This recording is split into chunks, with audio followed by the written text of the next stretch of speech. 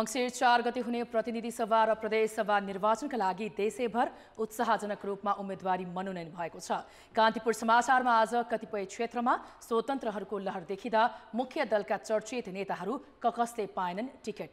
यस सम्बन्धी थप सामग्री पनि हामीसँग छन्। साथमा लगातारको वर्षासँगै डेङ्गी संक्रमण बढ्न सक्ने स्वास्थ्य मन्त्रालयको चेतावनी अनि अन्तर्राष्ट्रियमा युक्रेनी मानव बस्तीमा रुसी आक्रमण र खेलकुदमा AFC अन्डर 17 एसिया कप छनौटमा नेपाल जित विहीन लगायतका समाचार। नमस्कार, अब मुख्य समाचार। प्रतिनिधि सभा र प्रदेश सभाका 495 सिटका लागि करिब 6000 भन्दा बढी उम्मेदवार। कांग्रेस र एमालेमा विद्रोह, उजुरी पर्सीसम्म अन्तिम नामावली बुधबार। पुरानै क्षेत्र रोजेका अधिकांश शीर्ष नेतालाई नयाँको चुनौती। सुरक्षित ठाउँ खोज्दै माओवादी अध्यक्ष दाहाल गोरखामा। प्रमुख 3 दलका महिला उम्मेदवार जम्मा 18। दशैंका बेला उद्योग नचल्दा 9 दिनमै 20 करोड भन्दा बढीको बिजुली खेर। अहिले पनि मागभन्दा 200 मेगावाट धेरै उत्पादन। युक्रेनी सहर जापोरिजियामा रुसी सेनाको आक्रमण, कम्तीमा 17 जनाको मृत्यु। निजी भवनमा समेत बमबारी।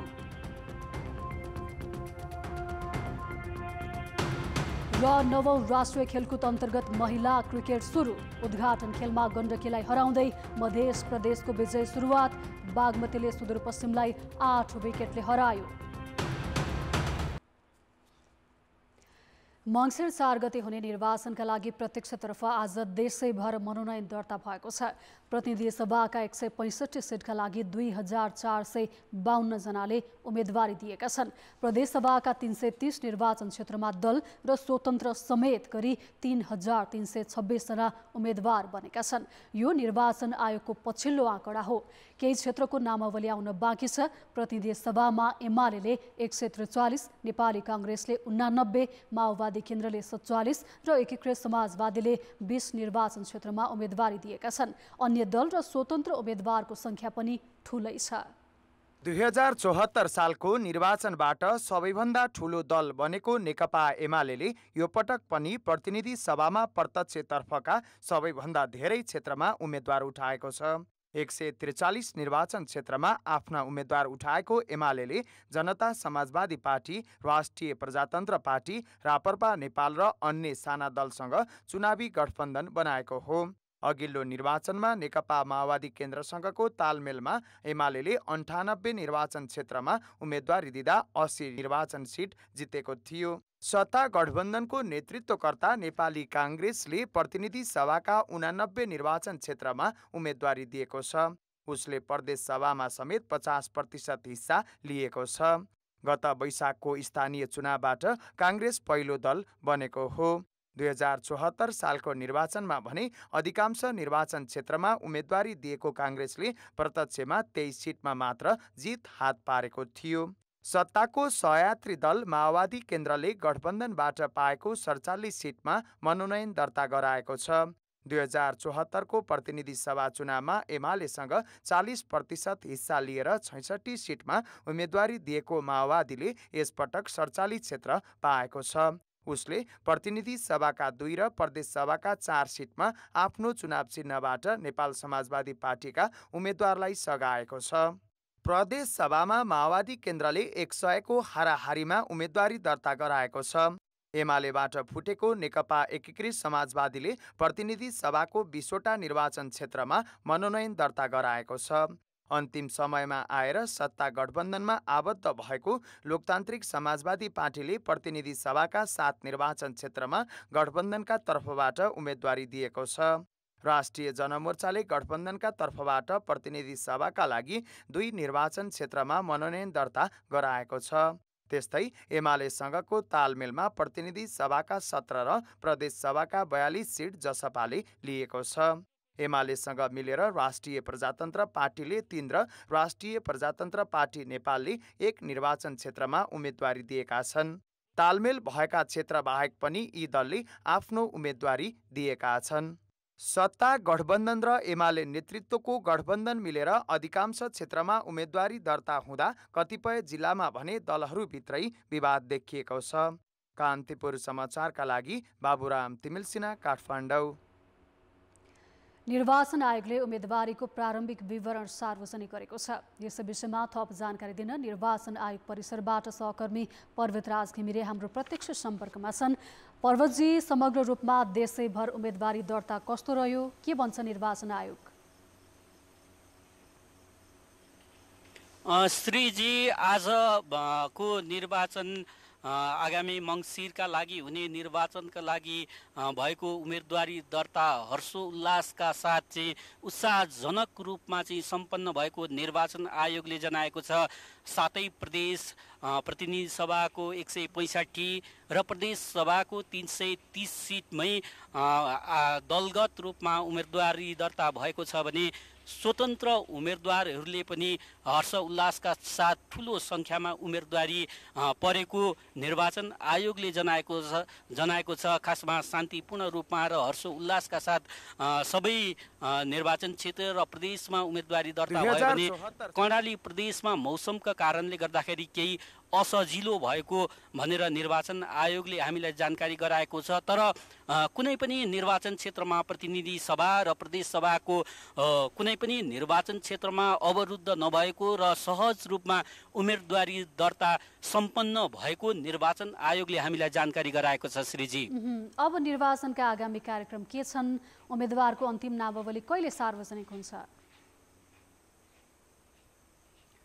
श्रीजी, निर्वाचन आयोगको तालिका अनुसार भोलि 24 गते उम्मेदवारको विरोधमा उजुरी को तालिका छ। त्यसै गरी 25 गते उम्मेदवारको नामावली प्रकाशन गर्ने निर्वाचन आयोगले जनाएको छ र 26 गते उम्मेदवारको नाम फिर्ता, अन्तिम नामावली प्रकाशन, उम्मेदवारलाई चुनाव चिन्ह प्रदान गर्ने तालिका रहेको छ। श्रीजी, 26 गते सम्पूर्ण उम्मेदवारहरूले राजनीतिक रूपमा उम्मेदवारी दर्ता गरेका दलहरूले पनि चुनाव चिन्ह निर्वाचन आयोगले प्रदान गर्नेछ भने त्यसै गरी स्वतन्त्र रूपमा उम्मेदवारी दिएका उम्मेदवारहरूलाई पनि निर्वाचन आयोगले चुनाव चिन्ह प्रदान गर्नेछ 26 गते। श्रीजी, हस्, धन्यवाद। उनी थिए सहकर्मी पर्वतराज घिमिरे। निर्वाचन आयोगले उम्मेदवारी दर्ताको प्रारम्भिक विवरण सार्वजनिक गरेको छ, यस विषयमा जानकारी दिँदै। पार्टी नेतृत्व तथा प्रधानमन्त्री बनेर मुलुकको बागडोर सम्हालेका मुख्य दलका शीर्ष नेताहरू अधिकांशले आफ्नो पुरानै क्षेत्र रोजेका छन्। कतिपयले भने सजिलै जितिने ठाउँ खोजेर निर्वाचन क्षेत्र परिवर्तन गरे। उनीहरूले चुनावमा भने युवा तथा नयाँ अनुहारसँग प्रतिस्पर्धा गर्नुपर्नेछ। मन्त्री तथा नेपाली काङ्ग्रेसका सभापति शेरबहादुर देउवा डडेलधुराबाट प्रतिनिधि सभाको उम्मेदवार बनेका छन्। संसदीय चुनावमा 7औं पटक उम्मेदवार बनेका देउवाले आफ्नै पूर्व सहयोगी तथा नेपाली काङ्ग्रेस बीपीका नेता कर्णबहादुर मल्लसँग प्रतिस्पर्धा गर्दैछन्। देउवा पहिलो पटक प्रधानमन्त्री हुँदा मल्ल स्वकीय सचिव थिए। एमाले पनि मल्ललाई नै सघाएको छ। प्रमुख प्रतिपक्ष नेकपा एमालेका अध्यक्ष केपी शर्मा ओलीले झापा 5बाट उम्मेदवारी दिएका छन्। उनको काङ्ग्रेसका खगेन्द्र अधिकारी र स्वतन्त्रबाट युग पाठकसँग प्रतिस्पर्धा हुँदैछ। ओलीको झापामा यो प्रतिस्पर्धा 7औं पटक हो। सत्तारूढ माओवादी केन्द्रका अध्यक्ष पुष्पकमल दाहालको संसदीय निर्वाचनको यात्रा यो 4थो पटक हो। प्रत्येक चुनावमा क्षेत्र परिवर्तन गर्दै आएका अध्यक्ष दाहाल यसपालि गोर्खाबाट चुनाव लड्दैछन्।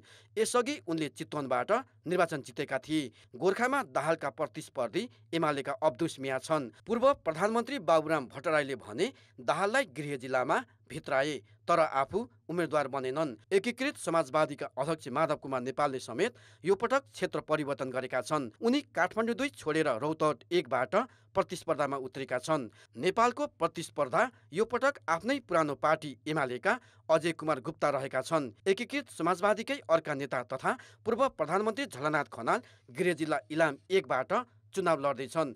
खनालका प्रतिस्पर्धी उनको पुरानो पार्टी एमालेका नेता महेश बस्नेत हुन्। यस्तै काठमाडौँ 5बाट एमालेका वरिष्ठ उपाध्यक्ष ईश्वर पोखरेल र उनको प्रतिस्पर्धामा नेपाली काङ्ग्रेसका युवा नेता प्रदीप पौडेल तथा स्वतन्त्रका उम्मेदवार रन्जु दर्शना चुनावी मैदानमा आम्ने सामने हुनेछन्। झापा 3मा काङ्ग्रेसका पूर्व महामन्त्री कृष्ण सिटौला र राप्रपाका अध्यक्ष राजेन्द्र लिङदेन बीच प्रतिस्पर्धा हुँदैछ। काङ्ग्रेस महामन्त्री गगन थापाको भेट काठमाडौँ 4मा एमालेका राजन भट्टराईसँग हुँदैछ। काङ्ग्रेसकै अर्का महामन्त्री विश्वप्रकाश शर्मासँग झापा 1 मा एमालेका अग्नि खरेल मैदानमा उत्रेका छन्। काङ्ग्रेसका वरिष्ठ नेता रामचन्द्र पौडेलको तनहुँ 1 मा एमालेका एक बहादुर राणासँग प्रतिस्पर्धा हुँदैछ। उपसभापति पूर्णबहादुर खड्काको जम्का भेट सुर्खेत 1 मा एमालेका ध्रुवकुमार साईसँग हुनेछ भने स्याङ्जा 2 मा धनराज गुरुङसँग एमालेका पद्मा अर्यालको भेट हुनेछ। एमाले महासचिव शङ्कर पोखरेलको प्रतिस्पर्धा दाङ 2 मा माओवादी केन्द्रकी नेत्री रेखा शर्मासँग हुने भएको छ। माओवादी केन्द्रका महासचिव देव गुरुङ लमजुङमा उम्मेद्वार छन्। उनका मुख्य प्रतिस्पर्धी एमालेका उपमहासचिव पृथ्वी सुब्बा गुरुङ हुनेछ। कान्तिपुर समाचारका लागि दशरथ राई, काठमाडौँ। प्रतिनिधि सभाका प्रत्यक्षतर्फका 165 सिटमा प्रमुख 3 दलले 18 महिलालाई मात्र उम्मेद्वार बनाएका छन्। एमालेले 7, माओवादी केन्द्रले 6 र नेपाली कांग्रेसले 5 महिलालाई उम्मेद्वार बनाएका हुन्। एमालेले सुनसरी 3 मा भगवती चौधरी, दाङ 1 मा शान्ता चौधरी, दाङ 3 मा कोमल ओली, स्याङ्जा 2 मा पद्मा अर्याल, कास्की 2 मा विद्या भट्टराई, डोटीमा गौरी ओली र कञ्चनपुर 3 मा निरुदेवी पाललाई टिकट दिएको छ। यस्तै माओवादी केन्द्रले ललितपुर 3 मा पम्फा भुसाल, काठमाडौँ 9 कल्पना धमला, दाङ 3 मा रेखा शर्मा, काठमाडौँ 2 मा ओन्सरी खर्ती, जुम्लामा गोमा गौतम, कञ्चनपुर 3 मा बिना मगर र काठमाडौँ 7 मा मानुसी यमी भट्टराईलाई उठाएको छ। नेपाली कांग्रेसले मोरङ 2 मा सुजाता कोइराला, सिराहा 2 मा चित्रलेखा यादव, अर्घाखाँचीमा पुष्पा भुसपाल, मकवानपुर 1 बाट महालक्ष्मी उपाध्याय डिना र तेह्रथुममा सीता गुरुङलाई टिकट दिएको छ। यस्तै एमाले र जसपाको साझा उम्मेद्वारका रूपमा जुली महतोले धनुषा 3 बाट र एकीकृत समाजवादीकी रामकुमारी झाँक्रीले गुल्मीबाट चुनाव लड्दैछन्। अब जनमतको अन्तिम परिणाम। जनमतमा हिजो हाम्रो प्रश्न थियो, सरकारले बजेटमा घोषणा गरेका कार्यक्रम नै किन कार्यान्वयन गर्न नसकेको होला? ए, महत्वाकांक्षी भएर, बी, सरकारको अक्षमता र सी, चुनावको चटारोले। जनमतको अन्तिम परिणाम यस्तो छ, ए महत्वाकांक्षी भएरमा 15%, बी सरकारको अक्षमतामा 67% र सी चुनावको चटारोलेमा 18% मत प्राप्त भएको छ। अब आजको प्रश्न। जनमत प्रत्यक्षतर्फ महिलाको उम्मेदवारी किन कम परेको होला? ए, दल उदासीन भएर, बी, नेतृत्वमा पुरुष हावी र सी, सक्रियतामा कमी। जनमतको अन्तिम परिणाम भोलि बेलुकी 8 बजेको कान्तिपुर समाचारमा प्रसारण गर्नेछौँ। कृपया NEWS न्युज स्पेस AB वा C टाइप गरी 34001 मा SMS गरी आफ्नो मत व्यक्त गर्नुहोला। पुराना राजनीतिक दल र नेताहरू मात्रै होइन, फरक पेसामा रहेर पहिलो पटक राजनीतिमा प्रवेश गरेकाहरूको पनि उम्मेदवारीमा राम्रै उपस्थिति देखिएको छ। सामाजिक र राजनीतिक अभियन्ताका रूपमा चिनिएका पुकार बमले काठमाडौँ क्षेत्र नम्बर 1 बाट उम्मेदवारी दर्ता गराएका छन्। उनीसँगै नेपाल प्रहरीमा 29 वर्ष सेवा गरेका पूर्व DIG रमेश खरेलले पनि पहिलो पटक काठमाडौँ 1 बाटै प्रतिस्पर्धा गर्दैछन्। अघिल्लो निर्वाचनमा साझा पार्टीबाट प्रतिस्पर्धा गरेर पराजित रविन्द्र मिश्रले यस पटक पुरानै प्रतिस्पर्धी प्रकाशमान सिंह बाहेक बम र खरेलसँग भिड्नुपर्नेछ। उता 2074 सालको स्थानीय तहको निर्वाचनमा काठमाडौँ महानगरपालिकाको प्रमुखमा प्रतिस्पर्धा गरेकी रन्जु दर्शना यस पटक काठमाडौँ क्षेत्र नम्बर 5 बाट चुनावी मैदानमा होमिएकी छन्। उता सञ्चार क्षेत्रको पेसा छोडेर राजनीति रोजेका रवि लामिछानेले चितवन 2 बाट उम्मेदवारी दिएका छन् भने अक्सफोर्ड विश्वविद्यालयबाट पोलिसी एन्ड म्यानेजमेन्ट अध्ययन गरेका सागर ढकालले कांग्रेस सभापति समेत रहेका प्रधानमन्त्री शेरबहादुर देउवालाई डडेलधुराबाट चुनौती दिएका छन्। पेसाले चिकित्सक रहेकी तोसीमा कार्की ललितपुर 3 बाट चुनावी प्रतिस्पर्धामा उत्रिएकी छन्। त्यसो त डाक्टर बाबुराम भट्टराईकी छोरी मानुसी यमी भट्टराईले पनि पहिलो पटक प्रतिनिधि सभाका लागि काठमाडौँ 7 बाट प्रतिस्पर्धा गर्दैछिन्। 1 महिना अघि मात्रै एमाले प्रवेश गरेका पूर्व प्रहरी महानिरीक्षक सर्वेन्द्र खनालले काठमाडौँ 6 बाट राजनीतिक यात्रा तय गर्दैछन्। 10 जिल्ला रहेको कर्णाली प्रदेशमा उम्मेदवारी दर्ता भएसँगै राजनीतिक सरगर्मी चुलिएको छ। प्रदेशमा अधिकांश पुरानै नेताले उम्मेदवारी दिएका छन्। कांग्रेसका उपसभापति पूर्णबहादुर खड्काले सुर्खेत 1 बाट प्रतिनिधि सभा सदस्यका लागि उम्मेदवारी दर्ता गराएका छन्। माओवादी केन्द्रका उपमहासचिव तथा अर्थमन्त्री जनार्दन शर्माले रुकुम पश्चिमबाट उम्मेदवारी दिएका छन्। प्रभावशाली नेताहरूका मुख्य प्रतिस्पर्धी दल भने एमालेका उम्मेद्वार हुनेछन्। खड्काले ध्रुवकुमार शाही, शर्माले नन्दराम देवकोटा, ज्वालाले राजेन्द्र बी राय र थानीले अमृत बिसीसँग प्रतिस्पर्धा गर्नेछन्। कर्णालीका मुख्यमन्त्री जीवन बहादुर शाहीले हुम्लाबाट प्रदेशसभा सदस्यका लागि उम्मेदवारी दिएका छन् भने प्रदेशका पूर्व मुख्यमन्त्री महेन्द्र बहादुर शाहीले प्रतिनिधि सभा सदस्यका लागि कालीकोटबाट उम्मेदवारी दिएका छन्। रुकुम पश्चिममा कांग्रेसका मानबहादुर नेपालीले प्रतिनिधि सभामा स्वतन्त्र उम्मेदवारी दर्ता गराएका छन्। रुकुम पश्चिमको प्रदेशसभाका लागि कांग्रेसका कृष्णबहादुर रोकाए र प्रेम प्रकाश वलीले स्वतन्त्र उम्मेदवारी दिएका छन्। अब जनताको आवाज। हामीले आज 7 प्रदेशमा सोधेका छौं, तपाईको उम्मेदवारी केका लागि? जनताको आवाज। जनताको माग अनुसार मैले आफ्नो स्वतन्त्र उम्मेदवारी दिएछु। देशमा भ्रष्टाचारी खत्तम गर्नको लागि हाम्रो बुजुर्ग हुनुहुन्छ, उहाँहरूको अनुभव र युवाहरूको जोसलाई राष्ट्र निर्माणमा प्रयोग गर्नुपर्छ। मेरो पहिलेको विकास गरेको काम अहिले अधुरी परेको छ, त्यसलाई फेरि पूर्ति गर्नको नि जनताको चाहना आकांक्षा अनुसार काम गर्नुपर्छ। हाम्रो माग चाहिँ गठबन्धनले सम्बोधन गरिदिन्छ। जनता र राष्ट्रलाई अब के गर्नुपर्छ भनेर मेरो उम्मेदवारी हो। प्रदेशको औचित्य पुष्टि गर्ने, महिलाहरू समानुपातिकमा मात्रै होइन, प्रत्यक्ष जनताका सेवक भएर काम गर्न सक्छन्, हिम्मत गर्न सक्छन्, आँट गर्न सक्छन्, काम गर्छन्, इमान्दार छन् भन्ने कुराको पनि पुष्टि गर्न। संविधानमा चाहिँ हाम्रो मानवीय अस्तित्व चाहिँ मङ्गोल लेख्नु पर्यो। राष्ट्रिय अखण्डताका लागि पनि, राष्ट्रिय स्वाधीनताका लागि पनि जनताबाट निर्वाचित कार्यकारिणी राष्ट्रपति हुनुपर्छ। अलिकति परिवर्तन गरेर अब देशलाई नयाँ मोडमा लानुपर्छ भन्ने हिसाबले डिजिटल शासन पद्धति यसले हाम्रो भ्रष्टाचारलाई चाहिँ शून्यमा झार्छ। खानेपानी, स्वास्थ्य, शिक्षालाई चाहिँ मुख्यतया मूलभूत मुद्दा बनाएर जनताका समस्याहरूलाई संसदमा पुर्याउने, गाउँमा चलाउनु पर्ने आवश्यकता कुराहरू के हुन्छ त्यो सबै नीतिहरू मिलाएर चलाउने, भ्रष्टाचार अन्त्य गर्ने, वैदेशिक रोजगारलाई कसरी अन्त्य गर्न सकिन्छ, जुन अहिले रहेका प्रदेशलाई खारेज गर्नुपर्छ भन्ने मान्यता हाम्रो रहेको छ। रोजगारी सिर्जना र उत्पादन वृद्धि गर्न हर्बल औषधि जडीबुटीहरूलाई हामी महत्त्व दिन्छौँ। आफ्नो प्रदेश बनाउने कुराको तर्फ नीति निर्माण गर्ने र ती बनिएका नीति निर्माणलाई कार्यान्वयन गर्ने तहमा मेरो भूमिका हुनेछ। सरकारी शिक्षालाई विकास गर्न, समग्र रौतहटवासीको समृद्धि, विकास र भाइचाराको निम्ति मत परिवर्तनलाई लागि आएको, विकल्पको लागि आएको, विकासको लागि हो, किसानको लागि हो। संविधान पूर्ण रूपले कार्यान्वयन गर्नका निमित्त, समग्र पिछडिएका वर्गको हित र उत्थानको निमित्त यो जिल्लाको समग्र विकास निर्माणमा केन्द्रित भएर मैले आफ्नो उम्मेदवारी प्रस्तुत गरेको छु। जिल्लाको बहुआयामिक विकासका निम्ति सडक पूर्वाधार, खानेपानी, सिँचाइ, शिक्षा, स्वास्थ्य लगायत रोजगारी र कृषि क्षेत्रको विकासको निम्ति जनता स्वतन्त्र रूपमा हिँड्न पाओस्। सल्यान जिल्लालाई कर्णाली प्रदेशमा नेतृत्वदायी भूमिका खेल्नको लागि समग्र सल्यानको विकास हो। हामी जुन नेपालमा खेलेका छौँ त्यो नेपाल हाम्रा पुस्तालाई पनि हस्तान्तरण गर्नु छ। हामीले कसरी हुन्छ युवाहरूलाई चाहिँ एक किसिमको आफू आत्मनिर्भर बनाउने। नेपाली राजनीति आजकल अपराधीकरण, व्यापारीकरण, गुन्डागर्दीदेखि लिएर गएर यहाँभित्र अनेक खाले विकृति विसङ्गतिहरू छ। बेरोजगारी अन्त्यको लागि यहाँको चाहिँ उत्पादनलाई प्राण बनाएर अन्तर्राष्ट्रियकरण गर्न सकिन्छ र त्यहाँबाट आर्थिक विकास गर्न सकिन्छ भन्ने एउटा मत। कृषिको क्षेत्रमा होस् चाहे पशुपालनको क्षेत्रमा होस्, हामीले चाहिँ व्यापक रूपमा परिवर्तन गर्नु छ। प्रत्यक्षमा पनि हामीले महिलाहरूको चाहिँ भूमिका हुनुपर्छ भन्ने एउटा सन्देश दिनको लागि जनताका आधारभूत आवश्यकताहरूमा राज्यले गर्नुपर्ने दायित्व पूरा गर्ने गरी भूमिका निर्वाह गर्नको लागि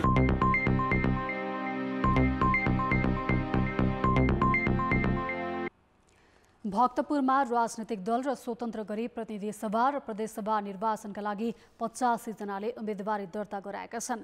उम्मेदवारहरूले जनपक्षीय नीति निर्माणदेखि कृषि, शिक्षा, स्वास्थ्य लगायतमा देखिएको समस्या समाधान गर्ने प्रतिबद्धता जनाएका छन्। 2 निर्वाचन क्षेत्र रहेको भक्तपुरमा प्रमुख राजनीतिक दलहरूले परम्परागत बाजागाजा र झाँकी सहित निर्वाचन अधिकृतको कार्यालय पुगी उम्मेदवारी दर्ता गराएका थिए।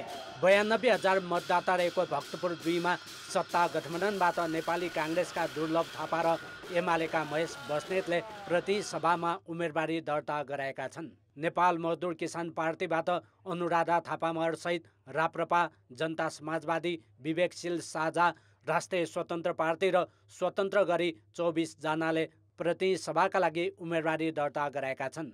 सोही क्षेत्रको प्रदेश कमा 11 जना र खमा 12 जनाले उम्मेदवारी दिएका छन्। अघिल्लो निर्वाचनमा यो क्षेत्रबाट एमालेका बस्नेत विजयी भएका थिए। जनताको जुन गरिबी, बेरोजगार, अशिक्षा लगायतका सबै किसिमका कुराहरूलाई हामी सम्बोधन गरेर अगाडि बढ्छौँ र जनताका आशाहरूलाई हामी निराशा बनाउन दिँदैनौँ। मूलभूत रूपमा यहाँ सडक, खानेपानी र ढलका मुख्य योजनाहरू नै गर्नुपर्छ भन्ने माग थियो विगतमा जनताको। अब त्योभन्दा माथिल्लो तहमा जनताको मागहरू अगाडि बढेको छ। मूलभूत रूपमा रोजगारीका कुरा, औद्योगिकरणको कुरा, पर्यावरणको कुरा, सांस्कृतिक सम्पदा संरक्षणको कुरा, शिक्षा, स्वास्थ्य लगायतका विषयवस्तु यहाँका जनताले जुन ढङ्गले माग गर्नुभएको छ। भक्तपुर क्षेत्र नम्बर 1 मा नेमकिपाले प्रेम सुवाललाई उम्मेदवारी बनाएको छ। 1,02,000 मतदाता रहेको यस क्षेत्रमा सत्ता गठबन्धनबाट माओवादीका सुनिल बासु, एमालेका नवराज गेलाल, राप्रपाबाट भरत खड्का सहित 14 जनाले प्रतिनिधि सभाका लागि उम्मेदवारी दर्ता गराएका छन्। सोही क्षेत्रको प्रदेश सभा क मा 16 जना र प्रदेश सभा ख मा 8 जनाले उम्मेदवारी दिएका छन्। 2046 साल यता नेमकिपाले जित्दै आएको यो क्षेत्रमा नेमकिपा र सत्ता गठबन्धन बीच नै प्रतिस्पर्धा हुनेछ। पार्टीको घोषणापत्र अनुसार नै हामीले देश र जनताको इमान्दारीपूर्वक सेवा गर्ने, विशेष गरी देशको सार्वभौमिकता रक्षाको लागि हामीले आवाज उठाइरहेका छौँ, फेरि पनि उठाउँछौँ। हाम्रो देशको सिमाना अतिक्रमण भइरहेको विरोधमा हामीले आवाज उठाएका छौँ, विशेष गरी खुला सिमाना। सङ्घीय राजधानीसँग जोडिए पनि विकास निर्माणदेखि जनजीविकाको सवालमा पछि नै परेको भक्तपुरका उम्मेदवारहरूले आफ्नो प्राथमिकतामा पनि विकासलाई नै राखेका छन्। भूगोलका हिसाबले मुलुककै सबैभन्दा सानो जिल्ला भक्तपुरमा 2वटा निर्वाचन क्षेत्र रहेका छन्। नेमकिपा, नेपाली काङ्ग्रेस, एमाले, राप्रपा लगायतका उम्मेदवारहरूले यहाँको किसान, बेरोजगार, शिक्षा, स्वास्थ्य लगायतका समस्या समाधान गर्ने प्रतिबद्धता जनाएका छन्। तर मतदाताहरूले कसलाई रुचाउने हो त्यो भन्ने हेर्न बाँकी नै छ। कान्तिपुर समाचारका लागि क्यामेरामा विकास जोशीका साथ नारायण किलम्बु, भक्तपुर। लामो समयदेखि राजनीतिमा सक्रिय रहँदै आएका केही नेताले चुनावमा टिकट नै पाएनन्। केहीले अनिच्छा देखाए। ठुला दलका केही नेता नेतृत्वसँग फरक मत राख्दा टिकट पाउनबाट वञ्चित भए भने केही स्वतन्त्रका रूपमा मैदानमा उत्रिएका छन्। गत वर्ष भएको नेपाली काङ्ग्रेसको 14औं महाधिवेशनमा शेखर कोइराला समूहबाट महामन्त्री उम्मेद्वार बनेका थिए मिनेन्द्र रिजाल। उनलाई सभापति शेरबहादुर देउवाले यसपटक टिकट दिएनन्। 2074 मा मोरङ 2बाट चुनाव जितेका रिजालको सट्टा सुजता कोइरालाले टिकट पाइन्। काङ्ग्रेसमा पूर्व अर्थमन्त्री महेश आचार्य, केन्द्रीय सदस्य दिनेश कोइराला, योजना आयोगका पूर्व उपाध्यक्षहरू गोविन्द पोखरेल र स्वर्णिम वाग्लेले पनि टिकट पाएनन्। वाग्ले टिकट पाउने अपेक्षाका साथ राष्ट्रसङ्घको जागिर छाडेर नेपाल फर्किएका थिए। उनी चितवन 1बाट सिफारिस भएका थिए, तर काङ्ग्रेसले उनलाई टिकट दिएन। उक्त क्षेत्रमा योजना आयोगका उपाध्यक्ष विश्व पौडेलले बाजी मारे। काङ्ग्रेसमा 2 उपसभापति, 2 महामन्त्री र 8 सहमहामन्त्री सबैले टिकट पाएका छन्। यस्तै एमालेमा सचिवालयका 19 जना मध्ये विष्णु रिमाल, युवराज गेवाली र अष्टलक्ष्मी साक्य बाहेक सबैले टिकट पाएका छन्। रिमालले टिकट नै पाएनन् भने गेवाली र साक्यले यसअघि नै चुनावी प्रतिस्पर्धाबाट बाहिरिएको घोषणा गरेका थिए। अध्यक्ष केपी शर्मा ओलीका प्रखर आलोचक घनश्याम भुसालले टिकट पाएनन्। भुसालले पार्टी परित्याग गर्दै रूपन्देही 1बाट स्वतन्त्र उम्मेदवारी दिएका छन्। उनलाई सत्तारूढ गठबन्धनले सहयोग गर्दैछ। एमालेको 10औं महाधिवेशनमा अध्यक्ष केपी ओलीलाई अध्यक्षमा टक्कर दिएका भीम रावल अछाम 1बाट एकल सिफारिस भएका थिए। तर उनलाई टिकट नदिएर ओलीले भर्खरै माओवादीबाट प्रवेश गरेका झपट बोहरालाई रोजे। उता मकवानपुर 1मा राप्रपा नेपालका कमल थापा सूर्य चिन्हबाट चुनाव लड्ने भएपछि रुष्ट एमाले मकवानपुरका नेता कार्यकर्ताले पार्टी कार्यालयमै तालाबन्दी गरेका छन्। यस्तै सुदूरपश्चिमका मुख्यमन्त्री त्रिलोचन भट्टले नै टिकट पाएनन्। बरु उनका प्रमुख स्वकीय सचिव शिवसिंह ओलीले डोटी खबाट टिकट पाए। एमालेका रामवीर मानन्दरले टिकट नपाएपछि काठमाडौँ 7बाट स्वतन्त्र उम्मेदवारी दिएका छन्। काङ्ग्रेसको कारबाहीमा परेका नेता गोविन्द राज जोशीले तनहु 1मा आफ्नै चिर प्रतिद्वन्दी रामचन्द्र पौडेललाई चुनौती दिँदैछन्। जोशीले स्वतन्त्र उम्मेदवारी दर्ता गराएका छन्। माओवादीमा उपाध्यक्ष कृष्ण बहादुर महरा र सभामुख अग्नि सापकोटाले चुनाव नलड्ने घोषणा गरेका छन् भने वरिष्ठ उपाध्यक्ष नारायण काजी श्रेष्ठ र उपमहासचिव हरिबोल गजुरेलले टिकट पाएनन्। त्यसबाहेक 6 उपमहासचिवले टिकट पाएका छन्। टिकट पाउने र नपाउने बीचको विवादले चितवन, मकवानपुर, अछाम, काठमाडौँ र मोरङ लगायतका जिल्लामा चर्चित नेतादेखि निवर्तमान सांसद समेत बागी उम्मेद्वार बनेका छन्। निर्वाचन आयोगले समानुपातिक तर्फको बन्द सूचीमा शीर्ष नेता निकट नातेदार, पार्टीमा महत्त्वपूर्ण जिम्मेवारी रहेका पूर्व मन्त्री, पूर्व सांसदसम्मका व्यक्ति समेटिएका छन्। प्रतिनिधि सभातर्फ 47 दलका 2403 जनाको सूची सार्वजनिक गरिँदा धेरैजसो नेता नजिकका र आफन्त देखिन्छन्। नेपाली कांग्रेसले खस आर्य पुरुषतर्फ पहिलो नम्बरमा सभापति शेरबहादुर देउबाका प्रिय पात्र एवं प्रवक्ता प्रकाश शरण महतलाई राखेको छ।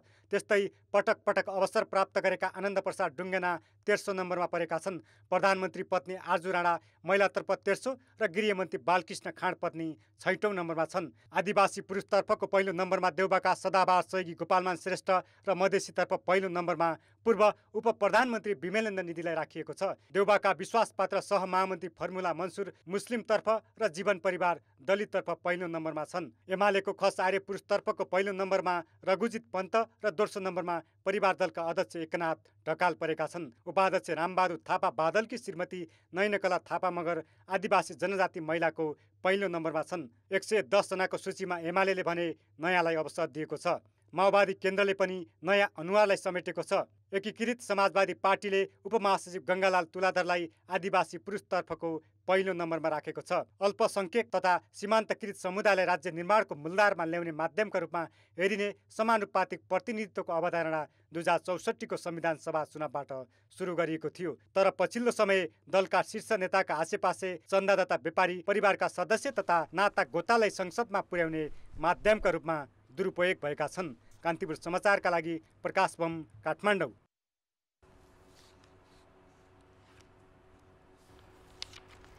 दशैंका बेला 20 करोड रुपियाँ बराबरको बिजुली खेर गएको छ। नेपाल विद्युत प्राधिकरणले 9 दिनमा 4 करोड युनिट बिजुली खेर गएको बताएको हो। प्राधिकरणले दशैंका बेला 300 मेगावाटसम्म बिजुली खेर जाने आकलन गरेको थियो, तर पानी परेकाले तराईमा करिब 300 मेगावाट बराबरको माग एकाएक घटेपछि सोचेभन्दा बढी खेर गएको हो। दशैंको दिन त 800 मेगावाट खेर गएको थियो, तर अहिले बिस्तारै उद्योग खुल्न थालेपछि 200 मेगावाट हाराहारीमा मात्रै बिजुली खेर गएको छ। एक दिन त हाम्रो करिब 700 मेगावाट मात्रै डिमान्ड हो।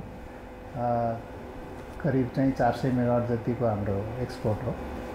700 र 400 गर्दै 1100 मेगावाट जति, करिब 800 मेगावाट राति चाहिँ स्पिल भएको। त्यो चाहिँ राति हो। स्पिल हुने पनि राति हुन्छ, दिउँसो अलिक कम हुन्छ, बिहान अलिक कम हुन्छ, पिक टाइम अलिक कम हुन्छ, तर राति चाहिँ अलिक बढी चाहिँ स्पिल भएको। चाडबाडका समयमा उद्योग बन्द भएर माग कम हुने आकलनसहित प्राधिकरणले थप 100 मेगावाट बिजुली किन्न भारतलाई प्रस्ताव गरेको थियो, तर त्यो अहिलेसम्म स्वीकृत भएको छैन। मुलुकमा कुल 1900 मेगावाट बिजुली उत्पादन हुँदै आएको छ। चाडबाडका समयमा 700 मेगावाट मात्रै आन्तरिक बजारमा खपत भएको थियो। ललितपुरका प्रतिनिधि सभातर्फका 3वटै निर्वाचन क्षेत्रमा सत्ता गठबन्धन दल तथा नेकपा एमाले सहित स्वतन्त्रले पनि उम्मेदवारी दिएका छन्। उम्मेदवारहरू सबैले आफ्नो जितको दावी गरिरहँदा चुनावी एजेन्डामा भने प्रश्न देखिँदैनन्। आगामी मङ्सिर 4 गते हुने सङ्घ र प्रदेशसभा सदस्यका लागि ललितपुरको 3वटै निर्वाचन क्षेत्रका निर्वाचन कार्यालयहरूमा उम्मेदवारी दर्ताको क्रम भइरहेको छ। झाँकी बाजा र तामझामका साथ आफ्ना उम्मेदवारी दिन आएका उम्मेदवारहरू अहिले निर्वाचन अधिकृतको कार्यालयमा हुँदा पनि निर्वाचनमा होमिने यो अन्तिम समयमा उनीहरूसँग खास एजेन्डा भने देखिँदैन। अब पनि हामी फेरि राजनीतिक आन्दोलनका निम्ति चाहिँ सडकमा जान नपरोस्, राजनीतिक स्थिरता चाहिएको छ। किनकि राजनीतिक स्थिरता बिना चाहिँ आर्थिक सामाजिक विकास हुन्न भन्ने कुराको हामीले बडो भोगिराखेका छौँ। त्यसैले आर्थिक सामाजिक विकासका निम्ति राजनीतिक स्थिरताका निम्ति गठबन्धन। अबका नीति नियमहरू उत्पादनमुखी हुनुपर्छ, जसले समग्र अर्थतन्त्रलाई हामी आत्मनिर्भरमुखी बनाउने र रोजगारी सिर्जना गर्ने दिशातर्फ उन्मुख हुने गरी हामी नीति निर्माण तहमा काम गर्ने गरी हाम्रो आफ्नो प्रतिनिधित्वलाई अगाडि बढाएका छौँ। ललितपुरको क्षेत्र नम्बर 2 मा गठबन्धनबाट कृष्णलाल महर्जनले उम्मेदवारी दिएका छन् भने प्रेम महर्जनले एमालेबाट उम्मेदवारी दिएका छन्। सङ्घीय संसदका 3वटा निर्वाचन क्षेत्र रहेको ललितपुरमा प्रत्येक निर्वाचन क्षेत्रमा छुट्टा छुट्टै निर्वाचन अधिकृतको कार्यालयमा उम्मेदवारी दर्ता गरिने प्रक्रिया भएकाले पनि अहिले निर्वाचन अधिकृतको कार्यालयहरूमा त्यति साह्रो भिड देखिँदैन। अब यो जुन हामीले सुरु गरेको समृद्धि निर्माण विकास र सम्भावनाको जुन चाहिँ अभियान छ, यो अभियानलाई अगाडि बढाउनको लागि मलाई मेरो नेतृत्व फेरि यो ठाउँको जनताले मागेका छन् भन्ने त्यो विश्वास र भरोसाको आधारमा मैले मनोनयन आज दर्ता गरेको छु। र बाटोको साथसाथै खानेपानीको पनि धेरै अभावहरू कम भइसकेको छ, तर केही ठाउँमा अझै यो समस्याहरू छ। यी दुईटा क्षेत्रलाई विशेष पहल गरेर हामी काम गर्छौँ। र अर्को भनेको तपाईँको बेरोजगारीको समस्या र यहाँ उपत्यकाको छेउमै परेको पालिका, नगरपालिका, गाउँपालिका भएको कारणले हामीसँग मार्केट छ, तर हाम्रो सामग्रीहरू त्यो कृषि सामग्री होस्, दुध होस्, तरकारी होस्, हामीले उत्पादन बढाउनु पनि पर्नेछ। सङ्घीय सभाको 3वटा र प्रदेश सभाको 6वटा पदका लागि उम्मेदवारी दिने क्रम भइरहँदा ललितपुरका 2,43,000 मतदाताले कसलाई चयन गर्नेछन् त? कान्तिपुर समाचारका लागि क्यामेरामा पशुपति बुढाथोकीका साथ सुबिन्द्र श्रेष्ठ, ललितपुर। हिन्दूहरूको सबैभन्दा ठूलो पर्व बडा दशैं आज सकिँदैछ। आश्विन शुक्ल प्रतिपदामा सुरु हुने दशैं कोजाग्रत पूर्णिमासम्म मनाइन्छ। कोजाग्रत पूर्णिमाको दिन धनधान्य एवं सम्पन्नताकी देवी महालक्ष्मीको पूजा आराधना सहित राति जागराम बस्ने चलन छ। कोजाग्रत पूर्णिमाको राति जागराम बसेर महालक्ष्मीको पूजा गरेमा धनधान्य हुने विश्वास रहेको छ। मान्यजनबाट कोजाग्रत पूर्णिमाको राति नै जमरालाई नजिकको नदी, तलाउ, पोखरी आदि तीर्थस्थलमा लगी सेलाइन्छ। नवरात्र विजया दशमीकै दिन सकिने भए पनि दुर्गा पक्ष भने आश्विन शुक्ल पूर्णिमाका दिनमा समाप्त हुन्छ। कोजाग्रत पूर्णिमाका दिन दशैंको टीका आदान प्रदान गर्ने परम्परालाई गुरुकुल थिएटरले यस वर्ष पनि निरन्तरता दिएको छ। काठमाडौँको थापागाउँ स्थित गुरुकुल थिएटरमा दशैंको टीका कार्यक्रम गरिएको हो। कार्यक्रममा वरिष्ठ कलाकारहरू मदन कृष्ण श्रेष्ठ, हरिवंश आचार्य, टीका पहाडी, हरिहर शर्मा र सुनिल पोखरेलले अन्य कलाकारलाई टीका लगाइदिए। बडा दशैंको टीका कोजाग्रत पूर्णिमासम्म लगाउने चलन छ। गुरुकुलले पाका कलाकारहरूको उपस्थितिमा टीका आदान प्रदान कार्यक्रम गर्दै आएको छ। यस वर्षको पद्मश्री गौरव पुरस्कारबाट नेत्र चिकित्सक सन्दुक रोहित सम्मानित भएका छन्। खेमलाल हरिकला लामिछाने समाज कल्याण प्रतिष्ठानले आज काठमाडौँमा 3 लाख रुपियाँ सहित उनलाई सम्मान गरेको हो। लामो समयदेखि साहित्यमा कृति र स्रष्टालाई पुरस्कार दिँदै आएको प्रतिष्ठानले यस वर्षदेखि पद्मश्री गौरव पुरस्कार पनि प्रदान गरेको हो।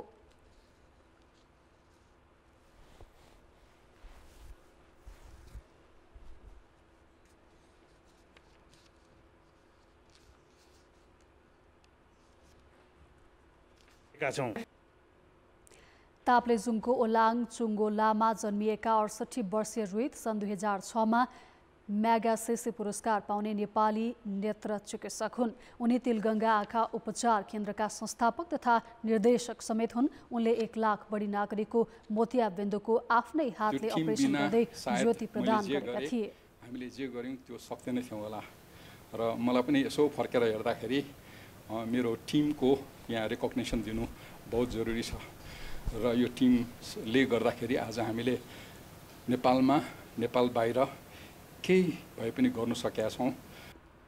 यस्तै प्रतिष्ठानले 3 लाख रुपियाँ सहित पद्मश्री साधना सम्मान पुरस्कार कथाकार माया ठकुरीलाई प्रदान गरेको छ। त्यसैगरी पद्मश्री साहित्य पुरस्कार अर्को भोर कथा संग्रहका लागि कथाकार केशव राज गेवालीलाई प्रदान गरिएको छ।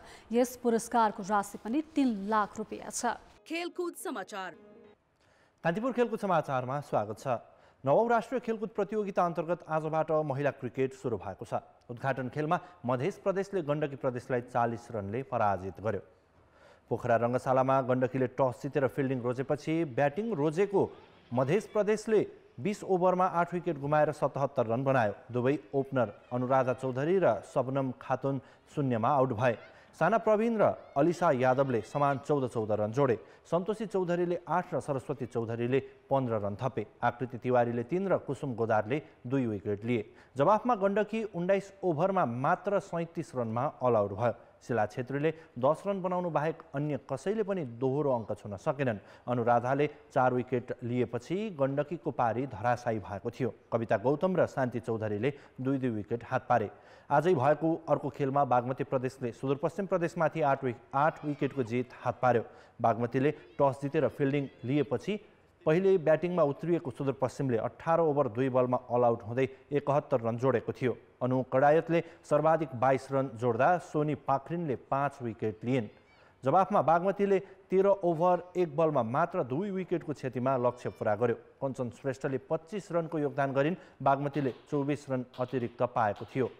प्रतियोगितामा 7 प्रदेश र 2 विभागीय टोली, नेपाल पुलिस र एपीएफ क्लब गरी 9 टोली सहभागी छन्। 9 राष्ट्रिय खेलकुद प्रतियोगिता औपचारिक रूपमा भने असोज 28 गतेबाट सुरु हुनेछ। यसअघि नै सम्पन्न भइसकेको पुरुष क्रिकेटको स्वर्ण नेपाल पुलिस क्लबले जितेको थियो। एएफसी अन्डर 17 एसिया कप छनौटमा नेपाल जितविहीन बनेको छ। समूह एफमा रहेको नेपालले आज भएको आफ्नो अन्तिम खेलमा चाइनिज ताइपेईसँग 4-2 गोलको हार बेहोर्यो। भियतनामको फुथो स्थित भियट्री स्टेडियममा भएको खेलमा 2 पटक बराबरी गरे पनि नेपालले जित हात पार्न भने सकेन। पहिलो हाफमा नेपाल 2-1 गोलले पछि परेको थियो। तेस्रो मिनेटमा लिन हाई चिङले गोल गरेका थिए। 10औं मिनेटमा कप्तान प्रशान्त लक्ष्मले बराबरी गोल फर्काए। जारी प्रतियोगितामा नेपालको यो पहिलो गोल हो। 28औं मिनेटमा ताई ह्यानले गोल गरेपछि ताइपे 2-1 ले अघि रह्यो। 61औं मिनेटमा धनसिंह विकले गोल गर्दै नेपाललाई खेलमा फर्काएका थिए। तर 78औं मिनेटमा नेपाल 10 खेलाडीमा झर्नु महँगो साबित भयो। दीपक थापा मगर दोहोरो पहेँलो कार्ड पाउँदै मैदान बाहिरिएका थिए। सोही फाउलमा पाएको फ्री किकमा लुथिङले गोल गरे। 89औं मिनेटमा चेङले व्यक्तिगत दोस्रो गोल गरेपछि नेपाल 4-2 को हार बेहोर्न बाध्य भयो। दुवै टिम यसअघि नै प्रतियोगिताबाट बाहिरिसकेकोले आजको खेल प्रतिष्ठाको लडाईँका रूपमा थियो। नेपालले आफ्नो पहिलो खेलमा थाइल्यान्डसँग 3-0 र भियतनामसँग 5-0 गोलको हार बेहोरेको थियो। सुनमाया बुढाले जुम्लादेखि फ्रान्ससम्म तय गरेको यात्रा सहज छैन। खेलकुदमा खेलाडीको प्रतिस्पर्धा विपक्षीसँग हुन्छ, तर सुनमायाको प्रतिस्पर्धा परिवार र समाजसँगै थियो। जित्नुभन्दा पहिले उनलाई दौडनु गलत होइन भनेर समाजलाई बुझाउन धेरै समय लाग्यो। हिम्मत नहारी जुम्लाका डाँडा काँडा दौडदै अघि बढेकी सुनमायाको सफलता अहिले स्वदेशमा मात्र होइन विश्वभर फैलिएको छ। अल्ट्रा दौड मार्फत देशलाई विश्वभर चिनाउने सुनमायालाई देशले भने अझै चिन्न सकेन। यो गत महिना फ्रान्समा सम्पन्न युटीएमबी मोन्ट ब्ल्याङ्क विश्व च्याम्पियनसिपको 100 किलोमिटर अल्ट्रा रेसको दृश्य हो। अग्ला कदका युरोपेली, बलिया अफ्रिकी र अमेरिकीको बीचमा नेपाली खेलाडी सुनमाया। यो रेस हुनुभन्दा 1 महिना अघि उनी घाइते थिइन्, जसका कारण पहिलो हुने लक्ष्य राखेकी उनी दोस्रो बनिन्। यद्यपि यो नेपाली खेलाडीले यो विधामा पाएको सबैभन्दा ठुलो सफलता हो। मैले जस्तो हुन्छ नि एक्लै ट्रेनिङ गरेको र पहिलादेखि नै गाउँमा त्यस्तो अवस्थादेखि अहिले चाहिँ यस्तो अवस्था आए भनेर चाहिँ त्यो गरेँ। दुःख गरेको फल चाहिँ बल्ल मैले पाइरहेँ र दुःख गर्नुपर्ने रहेछ यहाँसम्म आउनको लागि भन्ने फिल भयो। छोरीलाई पढाउनै हुन्न भन्ने विकट समाजमा पढ्न पाइन्। पढेपछि खेल्न मन लाग्यो। खेलकुदले समाज बिगार्छ भन्ने कुरीतिका बावजुद गङ्गामाविमा हुने सबै खाले प्रतियोगितामा उनी सहभागी हुन थालिन्। 12-13 वर्षको हुँदादेखि राष्ट्रपति रनिङ सिल्डमा अब्बल प्रदर्शन गरेपछि प्रशिक्षक हरि रोकाले प्रशिक्षण गराउन थाले। सुनमायाको चासो अल्ट्रामा देखियो। 15 वर्षमा उनी राष्ट्रिय स्तरको गोदावरी ट्रेल, मनास्नु ट्रेल खेल्न थालिन् र अब्बल पनि साबित भइन्। सन् 2016मा उनले हङकङमा एसएमआइजी लेन्टाओ खेलिन्।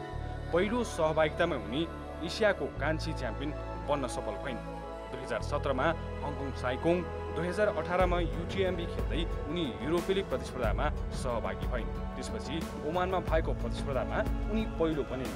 2021मा थाइल्यान्डमा भएको रेसमा विजेता बनेपछि उनको चर्चा विश्वमा चुलिएको थियो र अहिले उनले मोन्ट ब्ल्याङ्क विश्व च्याम्पियनसिपमा सहभागिता जनाइन्, जहाँ उनी विश्वभरका धावकलाई उछिन्दै दोस्रो भइन्। उसको सफलता भनेको उसको मेहनत हो, सबैभन्दा उसको मेहनत छ हामीले त बाटो देखाइदिने मात्रै हो। उसले आफ्नो मेहनत गरिरहेको छ, मेहनतले गर्दा माथि पुगेको हो। किनभने सफलता गर्नु नै सबैभन्दा ठुलो मेहनत हो। मेहनत नगऱ्यो भने सफलता पुग्दैन। हामीले त एउटा बाटो देखाइदिए मात्रै हो, गर्ने उसैले हो। अरूबाट त त्यस्तो रेस्पोन्सहरू त केही पाएको छैन पनि। अब मैले देखाउन पनि नसकेको होला नि त। अब केही गर्नै बाँकी छ देशको लागि। अब त्यो हेरौँ, एक दिन सरकारले चिन्छ होला र चिनाउने मौका पाउँछु होला। सुनमायाको सफलताले कर्णाली प्रदेशमा पनि धेरै सम्भावना छ भनेर देखाएको छ। उनको उत्कृष्ट प्रदर्शन र उपलब्धिका कारण निजी क्षेत्रका प्रायोजक पनि जोडिएका छन् र प्रशिक्षकसहित अर्को प्रतियोगिताका लागि तयारी सुरु भएको छ। तर सरकार र सम्बन्धित निकायले पनि उनको सफलतालाई नजरअन्दाज गरिरहेको छ। खेलकुद समाचार अहिलेलाई यति नै। अब मौसम।